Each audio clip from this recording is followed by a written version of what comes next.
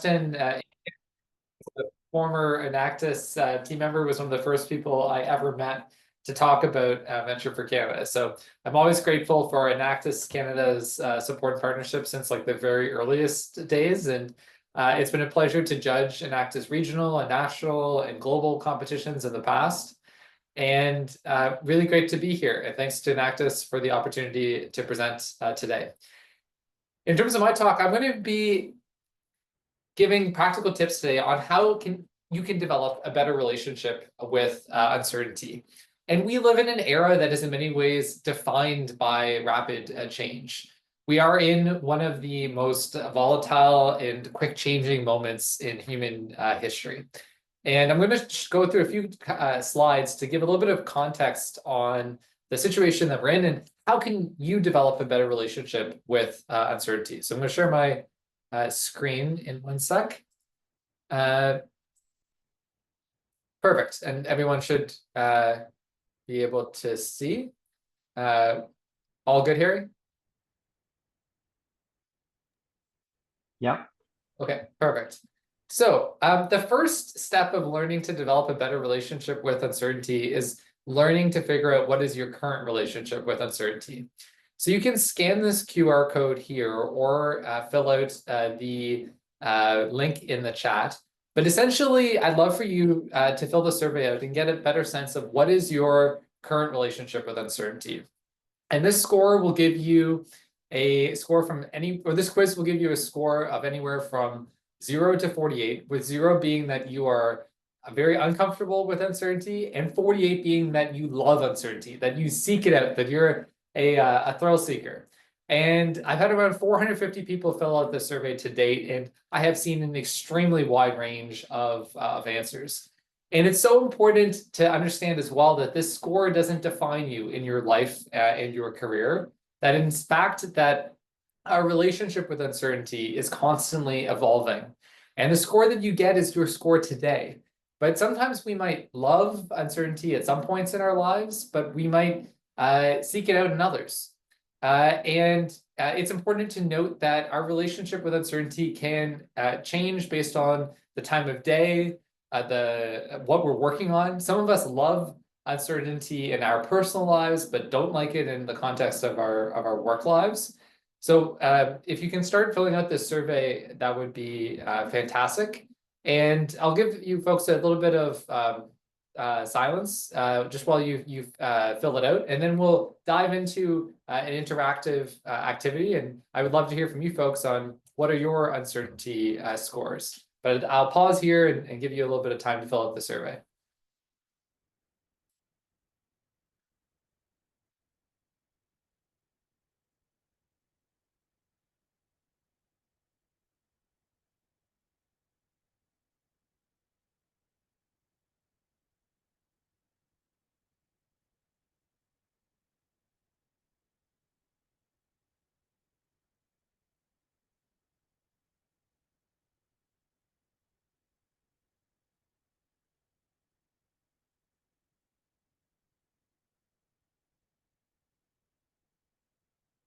And maybe if you could raise your hand when you're finished the survey, that would be fantastic.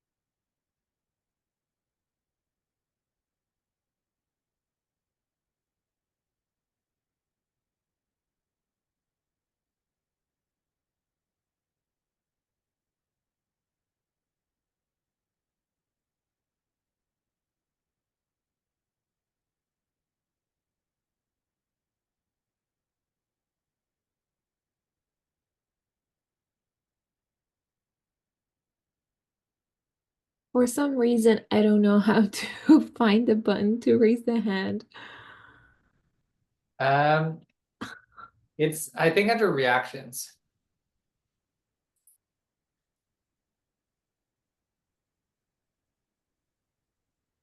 The Okay, recognize hand gesture, that one? that is, I think, a different one.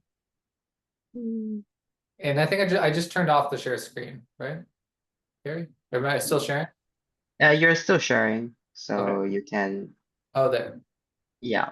So under React, there is a button called Raise Hand where you can do it. But don't worry.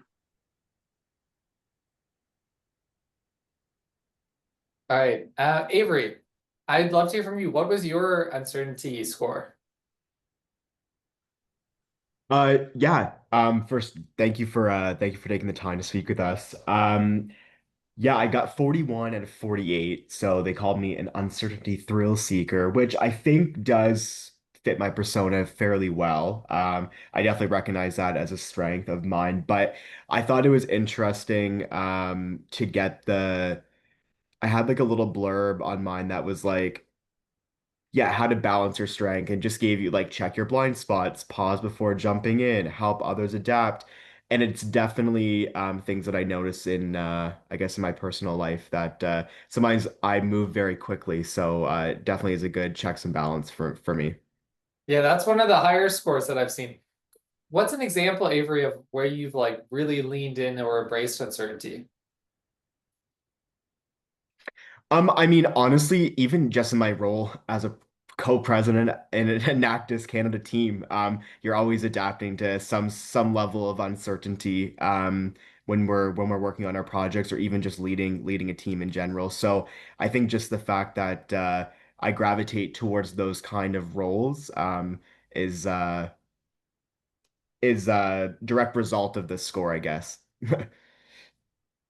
Well, yeah, I mean, I think when you're running like a team and you have that responsibility, and specifically when you're doing entrepreneurial projects, it kind of behooves oneself to also be like a pretty big risk taker. But 41 is definitely very high. That is probably in the 96th or 7th percentile based on the surveys that have been done so far. April, I would love to hear from you. What was your score and how do you describe your relationship with uncertainty? Hi, oh, I think I lost it, but I think mine was a 34. Yeah, so, wait one sec. I think the site like reloaded. Yeah, I think I like a bit of uncertainty in my life. I don't like to make decisions uh too slowly. I like to move forward, even if it's in the wrong direction, I'll learn something eventually. And so I'm actually an intern at one of the companies that's working with Venture for Canada right now. And so even just being in a startup environment, I think every day is kind of uncertain. You have to work with limited information and resources. So I'm really enjoying that right now. How, April, would you say your relationship with uncertainty has changed over the last 10 years? Hmm, I think I've become a little more comfortable with it. I think in high school, well, actually, I was about to take a risk and go into art school. So that was a whole journey for me of figuring out, okay, what's the more maybe stable decision that fits my personality more. And that took a lot of research and information seeking and making an educated choice. But then even stepping into this role and being in university, you really have to handle like your everyday responsibilities and also join new clubs and meet new people. And even just the networking process of like being a business student has been really intimidating, but also, eye-opening. So yeah, I think I've become more comfortable with it, but I think it's an ongoing journey for sure.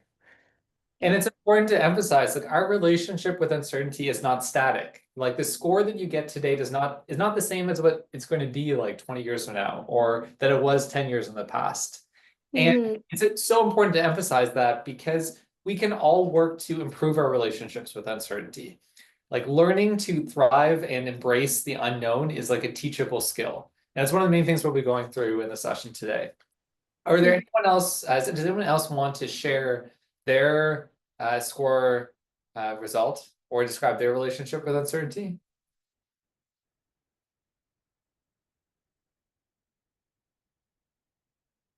All right, hearing none, I am going to dive into the presentations, the next part. And oh, actually, one sec.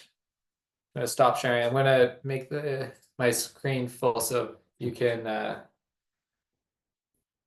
see. Okay, I'm gonna share my screen again.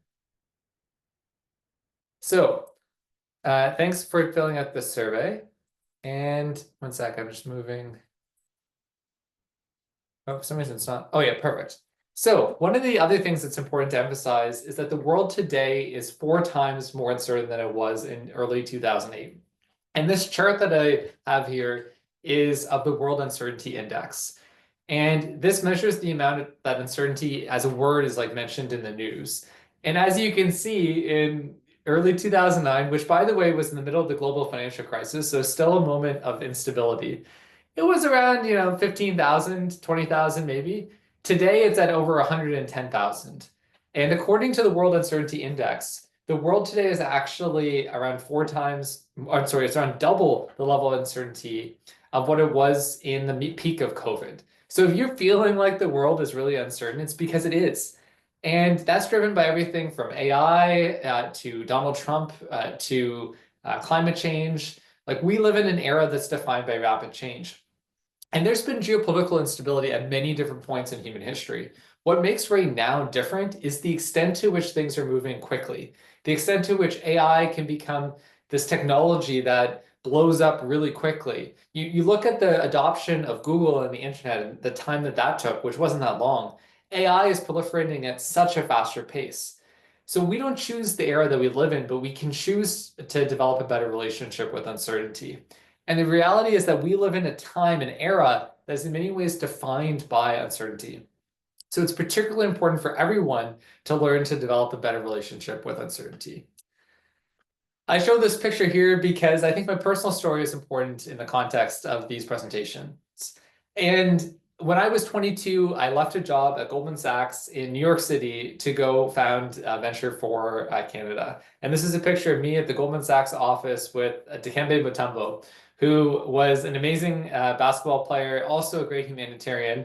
And for context, I'm actually 6'1". So this is a virtual session, but I'm pretty relatively tall person.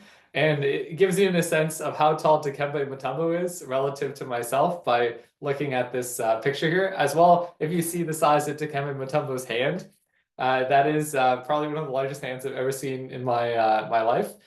But working at Goldman Sachs was amazing in many ways. I met a lot of great people like Dikembe, but it wasn't a good fit necessarily for me and my goals. And I decided to plunge into the unknown and go create Venture for Canada when I was 22. And it was a moment that really showed to me the excitement of uncertainty, the opportunity. Over the last 12 years at Venture for Canada, we've raised over $80 million and helped almost over 10,000 people launch their careers across Canada. And I share this photo because I think it's an example of that. It's in moments when we lean into uncertainty that in many ways we can have the most possibilities. But I've also at various points in my life really struggled with the unknown and uncertainty. During COVID, I was diagnosed with obsessive compulsive disorder. And OCD is way more than just washing your hands all the time. That's sometimes the stereotype. It's one of the top 10 causes of disability in the world. And there was a 6-month period where I really struggled to be able to function, where I remember walking out in the middle of the night at like 3 a.m., Googling various illnesses and doing a lot of compulsive behavior. And I share this because in COVID, I felt like my world became smaller and smaller. And in many ways, I tried to control the unknown in a way that became really unhealthy and compulsive. And while only a couple % of people have OCD, many people try to seek out certainty in perhaps like excessive ways. And one of the things I learned from this experience is that the more that you learn to embrace the uncertainty of the world, the more that you don't let uncertainty control you. essentially, in a world defined by uncertainty, we all need to, in some ways, seek out like the unknown. We need to learn to embrace the volatility of our era. And I have wrote my book, The Uncertainty Advantage, and I do these talks because I teach what I most need to learn. Like I am on a constant journey, like all of you, of trying to learn to develop a better relationship with uncertainty. In many ways, our brains are hardwired to not like the unknown. And that's because for many years, we, when we faced unknown situations, we were, when we were hunter-gatherers, the unknown often meant life or death. It meant that we were potentially going to lose our lives. We didn't know what was in that cave. Like maybe a bear could come out and eat us. So our brains are hardwired to often go to the worst case possible situation when we face an unknown situation. And consequently, a lot of research shows that people fear an unknown situation, or so they prefer to know a bad outcome over an uncertain outcome. So if you don't have a great relationship with uncertainty, it's okay. Most of us don't. It's ultimately about learning to develop a better relationship with it. And the thing I'd say from having out talked to thousands of people about uncertainty is there's probably like 9 people who fear uncertainty for every 1 person who really like seeks it out. So if you don't love uncertainty, you're definitely in the majority, and don't be too hard on yourself. I put this picture here because this is me in Costa Rica rappelling down a mountain, or down a waterfall actually. And I actually have an intense fear of heights. And when you rappel down a waterfall, you literally jump off of the edge and you have no idea like what is like beneath you. You're trusting that you're not going to fall. And I have this like nice smile on my face because this was in my kind of healing from OCD. And in this picture to me encompasses the leaning into uncertainty, embracing it. And I love it because the more that we seek out the unknown, the more that we embrace the uncertainty in this world, the more that we can learn to take advantage of all the opportunities that exist in our world today. So there are 6 core pillars of the uncertainty advantage that we're going to go through today. And this is going to be a pretty interactive talk for the rest of it. But the 6 pillars are self-compassion, adaptability, anti-fragility, entrepreneurial mindset, general skills, and network building. And to dive into the first pillar of the uncertainty advantage, it's about the importance of self-compassion. Essentially, self-compassion is the ability to talk to yourself in a tender way.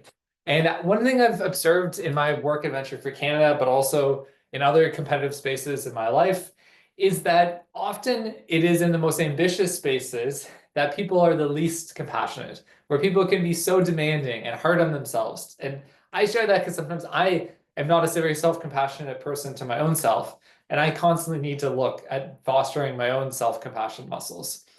And self-compassion, according to Dr. Kristen Neff, who's the kind of person who popularized the concept of self-compassion, is composed of 3 things. The first is the importance of talking to yourself in a tender way. Essentially, that if you're going through a tough time, you talk to yourself like you would talk to a good friend, and you don't beat yourself up about it.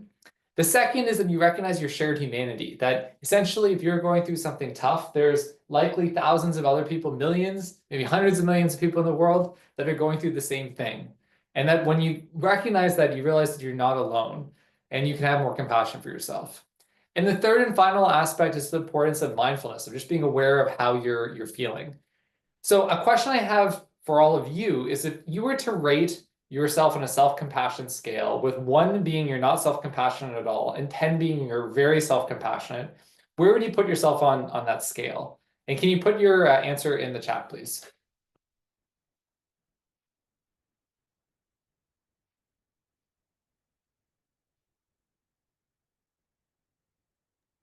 Sorry, could you repeat the question? If there's a scale of self-compassion, with 1 being that you are very that not self-compassionate, that you have 0 self-compassion basically, and 10 being that you are very self-compassionate, where would you put yourself on that scale? Okay, thank you. And while folks put the answers in, self-compassion is not just about softness and just like laying on a beach and feeling sorry for yourself. It is actually about being more like resilient. That essentially when we beat ourselves up about things when they don't work out, it makes us less resilient. And in an uncertain world, a lot is not going to end up working out for us, and that's okay. Essentially, the more self-compassion you have, the more that you're likely to be able to overcome obstacles and setbacks. And I say this because a lot of people, I think of self-compassion as like just doing a bunch of yoga, and in some ways, there's a view of self-compassion as this self-indulgent way of operating. It's not. Self-compassion is about living, ultimately, I think, a more enjoyable life. But I also think that people who have healthy doses of self-compassion are more resilient, more ability to get back up and keep on trying. And certainly I have failed at way more things than I have succeeded at. And an important aspect of that is being like kind to yourself and like keeping on going, keeping on trying, recognizing that perfection is impossible. So in terms of the answers, pretty good. 6, 8, 5, 6, 6 or 7, 8, 6, 8, 6, 8. I'd say on the higher end. I might go to Avery first, who has put the lowest score. Avery, how would you describe your relationship with self-compassion? Yeah, like I mean, I can accept sort of the circumstances pretty well, but I do often find myself like running through like what could I have done differently? Why didn't you do this? Um, you know better. You know what I mean? Those sorts of things. So while I can move on fairly quick, I do kind of go through those motions before I can get to the point where I'm like, okay, we're good. Like, let's move on. You know what I mean? Totally. Yeah. And I think it's important to say, like, asking yourself the question of how you can do better isn't necessarily lacking like self-compassion. I think it's when you start to like beat yourself up about it and have negative self-talk and like berate yourself. But embracing self-improvement is like a good thing. It's how do you have self-improvement and kindness to yourself at the same time? Massa, could you describe your relationship with self-compassion?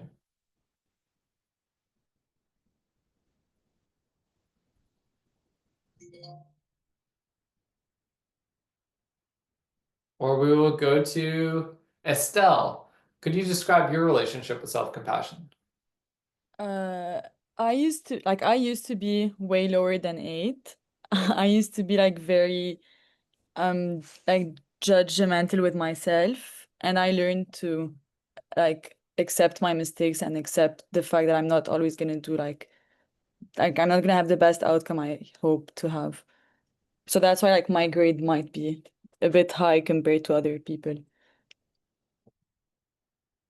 It sounds like different life experiences or potentially setbacks earlier in your life like taught you to have this better relationship with self-compassion. No worries, Masa. And I've heard that, like, I think it's something that's really important to emphasize. Like, I think a lot of the ways that we learn to be kinder to ourselves is actually when we face challenges, and that we learn we're not perfect, that we're going to make mistakes, that to err is human. And that I encourage all of you to, as when you eventually have setbacks in an uncertain world, to think about, okay, from this experience, how can I learn to be a little bit kinder to myself when things don't work out? The second pillar of the uncertainty advantage is the importance of adaptability. And adaptability is important in an uncertain world because the best laid plans can get thrown out overnight. And that means you don't want to be set to really rigid plans for yourself. There are 3 pieces of advice that I would emphasize as it relates to adaptability. The first is set a clear mission statement for yourself. For me, it's to help others achieve their full potential. And it's what motivates me to do my work at Venture for Canada, but also in other settings. And so many people go through their life and they work hard, but they don't think about what is their like raison d'etre. Why do they get up every day? What's the purpose of their work in their life? And I encourage you to set a mission statement because in a world that is really uncertain, you can get pulled in so many different directions. And being clear about like why you exist, like what is the point of your life, helps you evaluate different opportunities and in what directions to go in. And I would also mention that once you create a life mission statement, it's not life defining. Like essentially, your life mission statement should change just as you change. Like your life mission statement at 20 is probably going to be different than it is at 40, and that's okay. The point though is having some kind of life mission statement to help steer you through uncertain times. The second is to be really clear about your values. Like what are the values that you go to when you're facing ethical dilemmas? And I encourage you to write down like 30 values. Begin to sort them together into groups and to really think like what are the 3 or 4 values that stand out the most to you, and to use those to help guide you through unknown or highly morally ambiguous situations. It's important to emphasize that like in life and in leadership, you end up facing many moral dilemmas. Like the world is often not a very clear-cut space, and the most complicated leadership decisions, in my experience, are ones that are like moral dilemmas. Like public policy and life is about trade-offs, and your values will help you weigh complex moral dilemmas that you are going to end up facing in your lives and careers if you haven't already. And the final piece on adaptability is the importance of being adaptive in your planning, like being clear about like what is your purpose, but being really adaptive and not putting all this work of saying, oh, I'm going to have this job in 3 years, this job in 5 years, buy this house, et cetera, et cetera. Because when you set rigid plans for yourself, all that you do is you end up wasting a lot of time and energy because those plans often get disrupted by the fact that the world is so uncertain. And you also build this whole world in your head that doesn't end up actually like happening. And when you create these like rigid life plans, and I say this as someone who's done this, like in my 20s, I created rigid life plans for myself. And then I look back and I think I wasted so much time and energy on that. That's to say it's important to think about like what, like set goals for yourself to be ambitious, but don't be rigid. Adapt in the context of a rapidly changing environment. And that lets you be able to take advantage of opportunities. So a question that I have for all of you is, what are the values that like stand out the most to you? What are the values that you use to help you navigate complex situations? And if you want to put that in the chat or to describe verbally, I'd love to hear from you.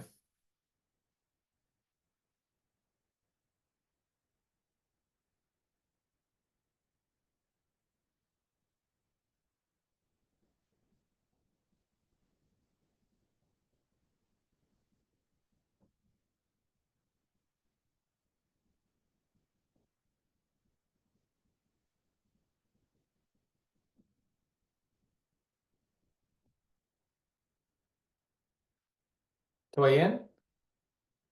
Do you want to share? Yeah. So for me, I tend to like sit down with myself and think about how I can um kind of like where I'm at and how I can get like what I can do to get myself out of that situation into a better one. Um, yeah. Cool.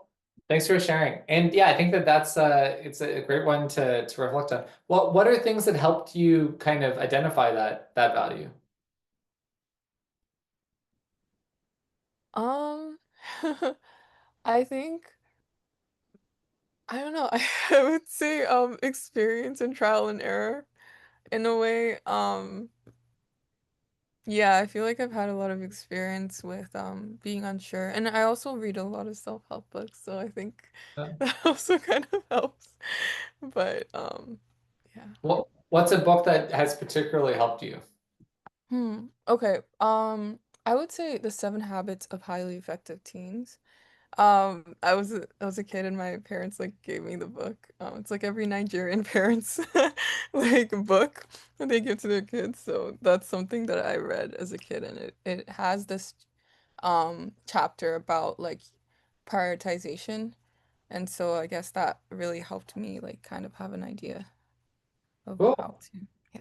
Thanks for sharing. I've read the 7 Habits of Highly Effective People, but not the one of teens. But it's great that they do have that for teens. And what lessons about prioritization did you carry forward from that book? Yeah, okay. So I'm not a perfect example of like following it, but one thing I remember is that they use the rock analogy, rock and sand analogy, where there's a jar, and if you put the sand first, which is kind of symbolizes like the less important things, um it what's it called? It and then you put the rocks on top, the rocks won't really fit.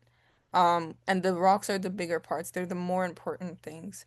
And so if you put the rocks first and then you pour the sand in, it fits because it all fits because like it kind of seeps through the cracks of the rocks. So that was really interesting, and that's something that kind of stuck with me. Yeah. Yeah, we can't do it all. And I think prioritization is like an amazing value and skill, and something that is important in a world that changes really quickly. Growth. So is that are you saying a value, April? Yeah, I would say that's a core value of mine. Yeah. In what way? Like, what does growth mean to you? I think that again, you mentioned our relationship with different things are not always static. So for me, I'm someone who doesn't like to be in one place.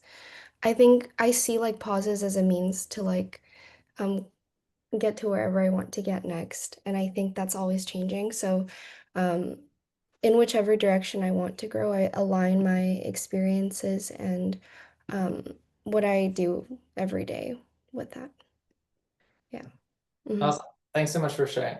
And yeah, I think growth, for me, ambition is a value. And I think that that relates a lot to what you said at growth. The third core pillar of the uncertainty advantage is the importance of anti-fragility. And essentially, anti-fragility is the ability to not just tolerate disorder, but to benefit from it. And it comes from a book called Anti-Fragile by Nassim Taleb, who is an investor and a finance professor. And essentially, I can take my phone and if I throw it on the ground and it doesn't break, it's resilient. But if I throw it on the ground and it becomes better, it is anti-fragile. And in a world that is in many ways defined by chaos and rapid change, it's the people and organizations that are anti-fragile, essentially that like become better in the face of like setbacks. That when there's like a crisis and everything is falling apart, it's the people who go out and like build something new and create a lot of value in the midst of that crisis. Those are the people who thrive the most in this era. And a few pieces of advice that I would have for folks on how do you embrace anti-fragility in your life and career. The first is the importance of building out your risk-taking muscles, of thinking about every day, what is a risk that you can take that pushes yourself out of your comfort zone? Our lives aren't defined by one big risk. They're often defined by 10,000 little risks. And the more that you can build your risk-taking muscles, recognizing that everybody has a different socioeconomic context, and it's easier to take risks if you have a bigger socioeconomic safety net. But regardless of where you're at, if you can build your risk-taking muscles in a responsible way in the context of your life experiences, you are likely to be able to better take advantage of all of the opportunities out there. Because risk is making a decision in an uncertain environment. And in a world with a lot of uncertainty, you need to be thinking about building your risk-taking muscles. The second is think about ways that you can associate yourself with anti-fragile people. Like think about people in your life or who you know that go out and benefit from chaos. Like think about a person as an analogy that if there's a massive storm and everything is like people are getting thrown out overboard, it's like a hurricane, that this is a person who is thriving in the midst of like being on a ship in a hurricane and spend time like learn from that like person. And a final piece of advice I would have on fostering anti-fragility is like go launch a side hustle, like do some kind of like entrepreneurial venture, like do something where you're involved in like building or creating something. And the more that you do that, you build your risk-taking muscles as well. And that also can include like going traveling, like going abroad, working abroad. Like it's not just about like going on a beach and seeing something. It's like pushing yourself into your comfort zone, being in a different kind of environment. And I spent 5 years living in the US, having grown up in Canada. I don't think I would have ever created a venture for Canada if I hadn't lived abroad for a period of time. And it's something I've done sessions about this book specifically with newcomers, and it's something I so admire. It's like if you're a newcomer who's come to Canada, in many ways you've had to like foster anti-fragility in a way that a lot of other folks haven't. Like moving to a new country is one of the most like anti-fragile things that you can do. Like it is pushing yourself out of your comfort zone so much. It's a reason why so many of the great entrepreneurs in our society are immigrants. Founder of Shopify, immigrant. Like in the US, half of all billionaires in the tech sector are immigrants. It's because it's really hard to be an immigrant and it helps you build your anti-fragility muscles. Jensen Huang, the founder of NVIDIA, he talks about this line like tough times make tough people. And it's super true. Like you look at Jensen Huang's background and his like life experience. He created a $5 trillion company, moved to the US as a child from Taiwan, speaking like no English. His parents accidentally sent him to a Baptist reform school in Kentucky. They thought it was like a great like private school. It was actually like a reform school, and he didn't speak any English, and it was brutal, for years. But he talks about how that experience helped prepare him for eventually building like great things. That's to say, it's not to seek out pain in our lives, right? There is like a line, but it's to say that in the same way that if you're trying to go to the gym to become stronger or you're preparing for a marathon, within healthy levels, it's important to push yourself out of your comfort zone. And in doing so, you become more capable at thriving in a world that is in many ways like defined by uncertainty. So a question I have for all of you, and I'd love for folks to describe it verbally, is what is one thing, what's a risk that you can take like this week that pushes you out of your comfort zone, that helps you to develop your anti-fragility muscles?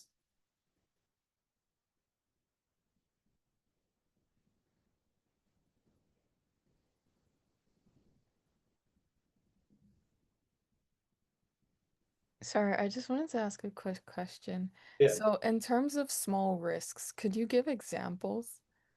Yeah, totally. Some examples people have shared with me have been going to a stranger and like smiling at them. That's one that's come up in many sessions actually. Other ones that have come up have been like just going to like a party and you don't know very many people there, or taking on like a stretch assignment at work, or taking a class in an area that you don't know that much about. Yeah, thank you. Um,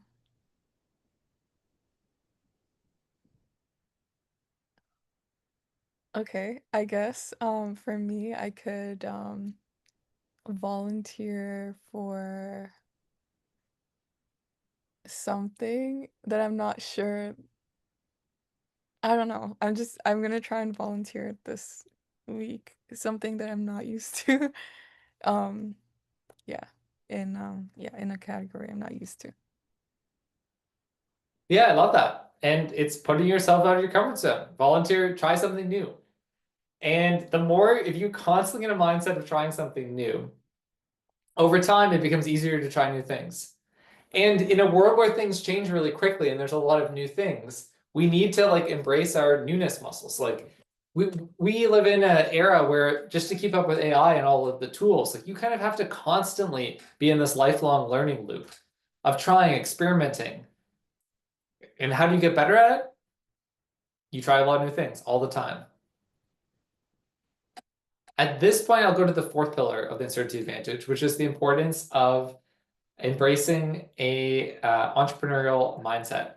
And to be entrepreneurial is to identify and act upon opportunities to create value for others. And it's important to, when you think about entrepreneurial thinking, to focus on these two different areas. And you're all at Enactus, so entrepreneurial thinking is something that core to imagine what you folks are interested in. But on the advice on identify is be somebody who is an omnivorous like reader and learner, who is constantly reading on literature, on science, be like a Renaissance person. And I think that in many ways, the last century, we in the West have become more and more focused on specialization. Specialized. The highest paid people often are people who are deeply specialized in like specific niches. In some ways, I think because of AI, we're going to become more people who love to read about a wide range of different things. And I'd encourage you to be what Steve Jobs once described, which is the people who can connect the dots that other people can't see. That, in the way that he was able to connect his software engineering background with also being somebody who was an expert in calligraphy. Like that's why we have the beautiful fonts that we have today. So be somebody who can identify opportunities. And a lot of that too is about fostering conversations and chatting with people from a really wide range of different backgrounds and experiences. The second is act. Like, as I mentioned before on the side hustle, like just like, don't just think of ideas, like go move forward and take tangible steps to bring them into reality. Like identifying is a big part of it, but ideas are a dime a dozen. Like execution is what really matters. And the more that you push yourself to execute, that you try and build and test little experiments, the more that you can build these entrepreneurial muscles. And it's important to emphasize that being entrepreneurial isn't just about founding businesses. Like you can be entrepreneurial within a big company, within a small company, you can be entrepreneurial in founding something. But an entrepreneurial mindset can be applied in all settings of life. And in a world where the economy is changing rapidly, I think you're going to have way more people do self-employment than in the past. And you're going to have way more people be freelancers and make income through multiple sources. So it behooves all of us to think of, as Reid Hoffman, the founder of LinkedIn, talks about, like the startup of you. Like we're all entrepreneurs of ourselves, whether we have our business or not. And in learning to embrace an entrepreneurial mindset is something that is critical. I did that in the context of Venture for Canada, but I've done that in other little ways, in the context of writing the Uncertainty Advantage, or I run a little food tour business with my husband in Toronto through the Junction neighborhood, where we'll take people out like twice or three times a year to TripAdvisor and do 4-hour long history tours. It's all to say is that it's important to be entrepreneurial in many different ways. It's not just about building a big business. We can all learn to embrace the entrepreneurial thinking that we all have.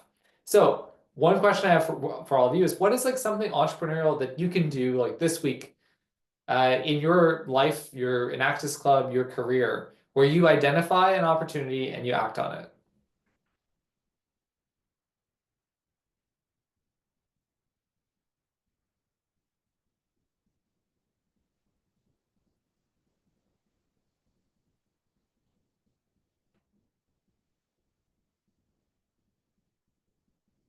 I may call on the quieter person who has not talked yet, because that's one of the nice things in these sessions is, to make it more participatory across a wide range. I might be mispronouncing, but Bassem, would you be willing to share something you can do entrepreneurial? I mean, if I knew, if I had the answer, I would have probably done it by now. So I'm not really sure. No worries. How about Inez? Is there something that it doesn't need to be a business, just Yeah. something entrepreneurial? For me, one of the biggest things that I'm regretting why, even though I've been thinking about doing and I haven't started, is like I've targeted specifically on my LinkedIn and how the specific people I wanted to connect with on LinkedIn, and I was successful with it. But now, since it's still a brand new thing for me, I am just a little bit of on the perfectionist side, so I've been not posting anything. And even though I have written my experience, like my own side business that I have on LinkedIn, and it even gathers people's attention, and they even separately just text me on LinkedIn, oh, I love this about your project that you're doing, what are you doing and stuff. But it's just since I haven't found that perfect, which doesn't exist, first post ever, I've been stopped on doing anything or being active on it. So it kind of relates to my business. So when you asked that question, it kind of made me think of the first thing, which is my LinkedIn, actually. Yeah, and I think that often, like I get it. It can be scary to when you haven't posted on social media very much. And in the last year, because of my book, I've ended up posting a lot on social media. And what I'd say is similar to other conversations, like the more that you just do it and you build that muscle and you build that regular cadence, and sometimes the better you get at it, and also the less scary. And sometimes to say, yeah, I'm going to post something and it's going to be a flop. And that's okay, but that's part of the learning kind of journey. But I definitely think building out, I right now I'm doing it on TikTok. I don't have a huge TikTok presence, but I've just started posting videos and experimenting. And I am not an expert on TikTok, but you know what? It's an entrepreneurial thing. Even creating a social media account is an act of entrepreneurship. At this point, we'll go to the fifth pillar, which is the importance of generalist skills. And generalist skills are skills that are important across a wide range of domains. So you can need them if you worked in the government. You can need them if you are an entrepreneur, if you go work in a big corporation. And I'm going to talk about 3 core generalist skills. And I'm going to talk a little bit first about why they're important. In an era where AI is upending things slowly and steadily, in some cases in a fast way too, I think that the technical skills on average, so things like software engineering, detailed accounting knowledge, those are things that in aggregate are going to become less important because AI is going from job to job and making those things easier to automate. Like software engineering, there used to be so many jobs 4 or 5 years ago for recent grads. Now it's probably one of the hardest jobs to get to like enter as a recent grad because AI has automated so much of entry-level coding. So if you want to thrive in a new world of work, I think invest in skills that are applicable across a wide range of domains. And 3 that I think are particularly important are collaboration, communication, and focus. And briefly, what I talk about in the uncertainty advantage on collaboration is learn to be like a reliable person. Like essentially, if you say you're going to do something, go out and do it. And in a world that is really uncertain, like just showing up and being predictable and reliable gives you like a huge advantage. The second piece of advice I'd have is on the point of communications is just like learn to be a better communicator. And that means public speak. Like this year has been like a crash course for me on public speaking because I publicly spoken in the past, but not doing like 40 events around one thing. And I'm constantly involved in my own public speaking. But what I would say is that one of the ways you become at least more comfortable in public speaking is you public speak a lot. So join a Toastmasters club, like go out, put yourself out there and speak a lot. And the more that you do that, like anything, the better that you get at it. And I think public speaking in many ways is more important because public speaking isn't just like giving a speech at a big event.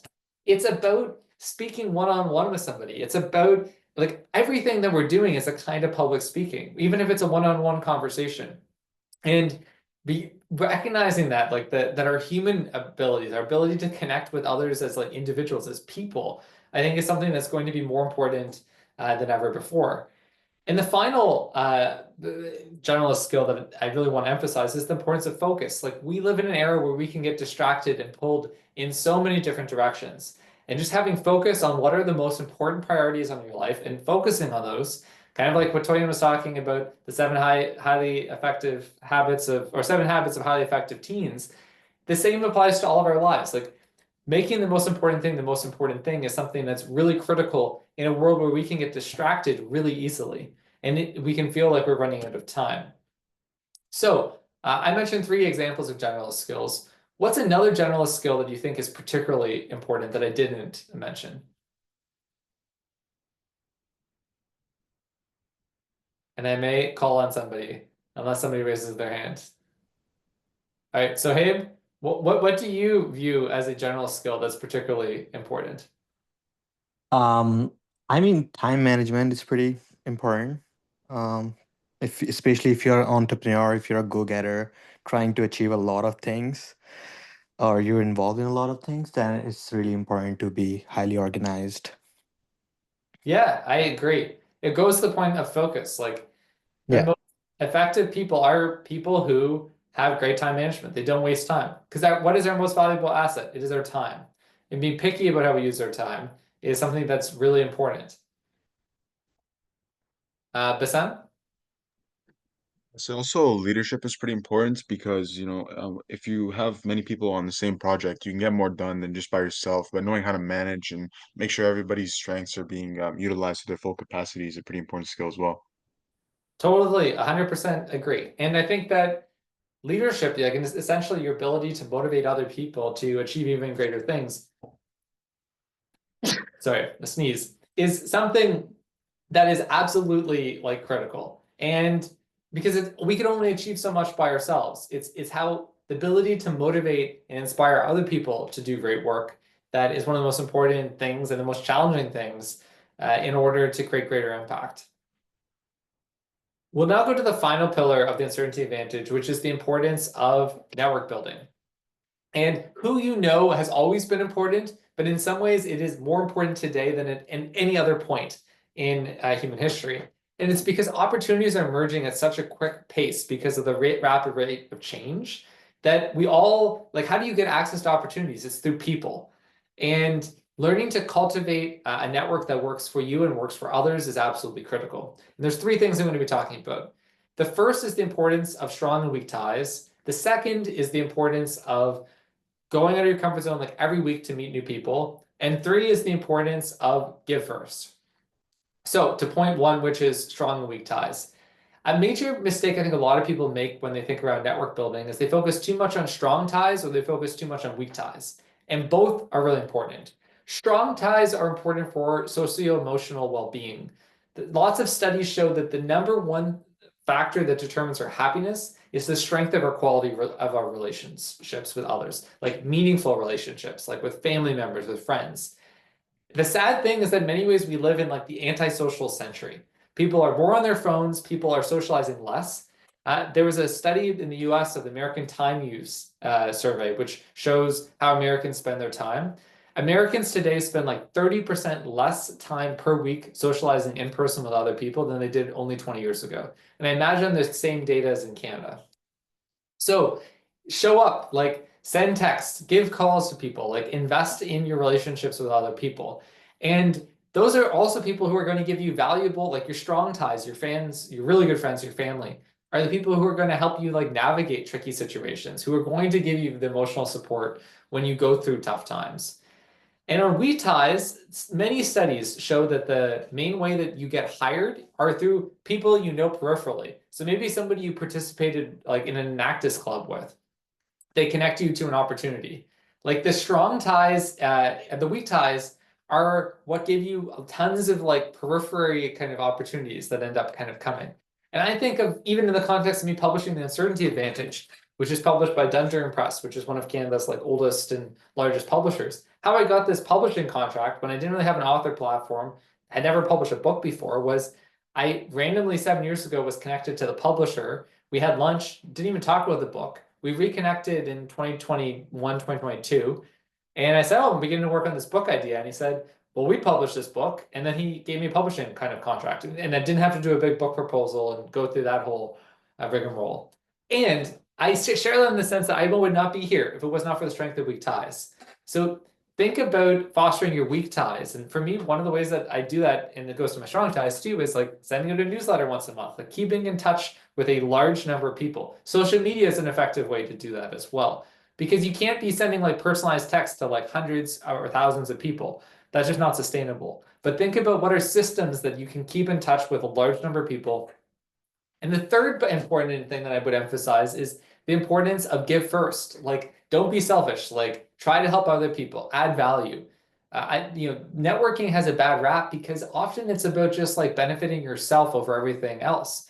And the more that you emphasize helping others, the more that you're ultimately going to have a network that does work for you. Because people want to help people who are generous. Like we fundamentally are reciprocal creatures. We don't like to help people who are selfish.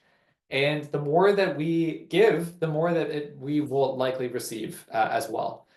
In closing, we live in an era of rapid change. Like who we know matters more than at any point. And I hope the 6 pillars of the Uncertainty Advantage, which include, as I mentioned, self-compassion, adaptability, anti-fragility, entrepreneurial mindset, generalist skills, and network building, help you learn to develop a better relationship with uncertainty. Because we live in an era of rapid change, and that is both anxiety-inducing, but it's also so exciting. And the more that you see the possibility and uncertainty, the more that you recognize that everything great in our lives actually comes from something unknown. The more that you can learn to develop a better relationship with uncertainty. And I share this as somebody who at some points in my life, I've loved uncertainty. Like in my 20s, I was probably like a 40. And then I went to like a 18 or 15 on the uncertainty score. And I really struggle with uncertainty, and I still can struggle with uncertainty. But in some ways today, I'm more comfortable with uncertainty than on almost any other point in my life. And that's been through hard work of like trying to follow the things I talk about in this book. And I'm so passionate about this subject because I think that the more that people learn to seek out the uncertainty of the world, to embrace it, the more that we can unlock human potential. That we live in an era where uncertainty can hold us back. But if we all learn to lean into uncertainty, to embrace it, to go through the 6 things that I mentioned, and to embrace both self-compassion for ourselves, but also pushing ourselves out of our comfort zones, the more that you can all learn to be even better versions of yourself, to thrive and to take advantage of the opportunities that exist in this world. And in an era of rapid change, there are in many ways more opportunities than at any other point in history. I think we genuinely live in perhaps one of the most exciting times in human history to be alive. but we also live in one of the most anxiety-inducing times to be alive. And both of those things are true at the same time. So you're finding it tough right now. That is totally normal, and especially in the context of our brains being hardwired to fear the unknown. But I encourage all of you to think about your relationship with uncertainty. And in closing, I wish you all the best as you turn uncertainty into an advantage in your lives and careers. Thank you very much. Thank you so much, Scott, for such a great sharing. I think we still have 2 minutes if anyone has any question for Scott.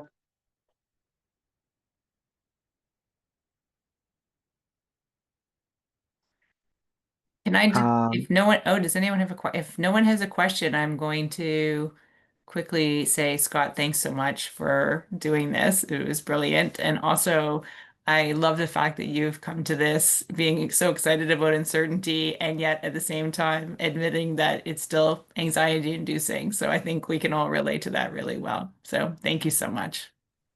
Thank you. I appreciate the opportunity to be here, Catherine. And yeah, thanks.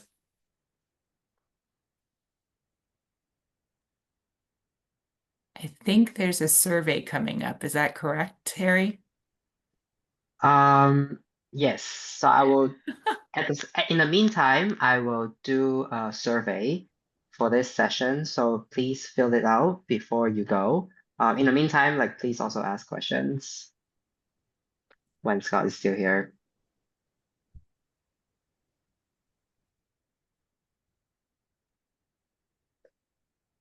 Hi, Scott. I really enjoyed the speaker series. That was really, really interesting. I'm personally wondering how or what were the main ways that you handled your OCD in your everyday life? And how has that become a fundamental part of who you are and now how you function? Yeah. I think the first thing to mention is going that like what helped me was going through like formal clinical treatment to treat OCD. And that the best practice on how to do that is to go through something called exposure and ritual prevention therapy, which is intensive for a couple months and then it kind of ends. And essentially what exposure ritual prevention therapy does is it exposes you to your fears. And then you also need to stop doing things that are compulsive that give you fake certainty. So I went through that and it didn't make me feel better immediately, like completely better, but over the span of years, like I felt like my brain got hardwired to become more comfortable with like the unknown. And yeah, I never, in my case, it's all through behavioral of how kind of I went through this. It wasn't like medication. It was purely through like, just like not doing, not exposing myself to fears and not doing compulsive behaviors. And in many ways, it was brutal. Like I like the toughest time was actually when I stopped doing the compulsive things and when I had to expose myself to the fears. Like I remember having to walk around my neighborhood with AirPods on, listening to my fears for like an hour and a half. It sounds super extreme, but that's partially how you treat OCD. Like OCD is an extreme illness in certain contexts, and as my therapist said, it requires extreme methods to get it under control. And then what do I use now to cope? I think trying to have like a healthy lifestyle, sleeping, exercising, refraining from compulsive behaviors, and they can sneak up in different kinds of ways. But just being really careful of like, and I'd say the final is just being like kind to myself. Like, I really do think that my relentlessness on myself is one of the ways that can contribute to the OCD symptoms flaring up. So just being like, okay, like let's be like a little less perfectionistic here. You're not perfect. It's okay. That doesn't need to be done right now. Like let take a little bit of a chill pill. Those are things that are helpful to me in coping with OCD. Awesome. Thanks so much for sharing. I think that exposure therapy and self-compassion is something that everybody can also practice as well. So yeah, really appreciate it. Yeah, totally. Exposure therapy goes beyond just like OCD. It's whether someone has a phobia of bees or like anything, right? Like I think all of us like ultimately, it's kind of clinically scientifically backed that like you expose yourself to a fear, that's like the best way of how that fear goes away. The more that you avoid the fear, the more the fear begins to take control of you. And I have applied that to other things. Like before I was diagnosed with OCD, I was really afraid of driving. I now drive all the time. Drive up, do long drives, go, I'll drive like 4 hours by myself to go somewhere. And I would never have done that on like the 401 and driving all over the place. But how do I learn to do that? Is I was like, okay, I need to suck it up and go drive on the 401. And that's now I'm not afraid of driving on the 401. Took me a little bit, took a little while though. And it's such a convenient skill to have too once you get past that fear as well. Oh, totally. Yeah, it's You can go unlocked. anywhere. Yeah. Right. Thanks for sharing. And I reflect on so many things in my life. I let it go smaller and smaller. And it's like, no, embrace the like in some ways, if you have a fear, like one of the toughest things is conquer that fear. And that means facing that fear in the eye and doing the thing that scares you while being kind to yourself.